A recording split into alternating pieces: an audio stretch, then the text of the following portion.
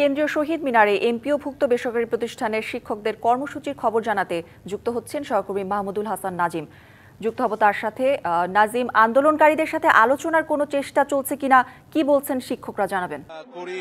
তারা কিন্তু সকাল থেকে কিন্তু আন্দোলন করছে এবং আজকে কিন্তু তারা সারা দেশে একযোগে ক্লাস বর্জন করছে। তাদের কর্মসূচি পালনের পাশাপাশি তারা বলছেন যে তাদের দাবি আদায় না হওয়া পর্যন্তই তো তারা তাদের আন্দোলন চালিয়ে যাবেন। পাশাপাশি সরকারের পক্ষ থেকে এখনো পর্যন্ত কেউ এখন পর্যন্ত যোগাযোগ করেনি বলে তারা এখানকার অভিযোগ করেছেন। তাদের দাবি গতকালই কিন্তু জাতীয় প্রেস ক্লাবের সামনে তারা আন্দোলন করছিল। সে সময় কিন্তু সড়কে তারা অবস্থান নেওয়ার কারণে পুলিশ সে সময় তাদের উপর কিন্তু টিয়ার শেল সহ তাদের যে সভা পণ্ড করে দেয়, সেখান থেকেই তারা কিন্তু এখানে আসছে। তারা বলেছেন যে আসলে যে দাবি আদায়ের সময় যারা আসলে তারা সরকারের কাছে বারবার বলে আসছে, সরকার আসলে এই জায়গাগুলোতে আসলে মনোযোগ দিচ্ছে না। পাশাপাশি গতকাল যারা পুলিশ তাদের উপর হামলা করেছে এবং সেই হামলাকারীদের তারা দৃষ্টান্ত শাস্তির দাবি জানিয়েছেন। আগামী 24 ঘন্টার মধ্যে কিন্তু তাদের দাবি আদায় না হওয়া পর্যন্ত কিন্তু তারা এখানে অবস্থান করবেন।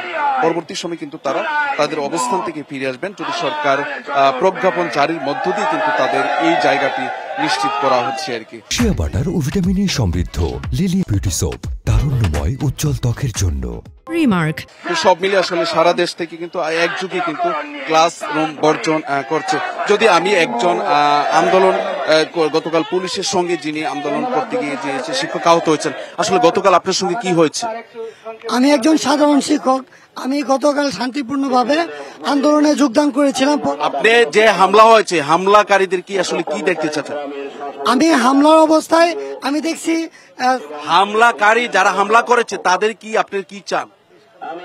আমি তাদেরকে দৃষ্টান্ত, যারা আমাদের শিক্ষক সমাজের রক্ত ঝরিয়েছে, আমাদের সাধারণ শিক্ষকদের হৃদয়ে রক্ত ঝরিয়েছে, আমরা এই প্রশাসনের আমরা শাস্তি কামনা করতেছি এবং শাস্তি দাবি করতেছি।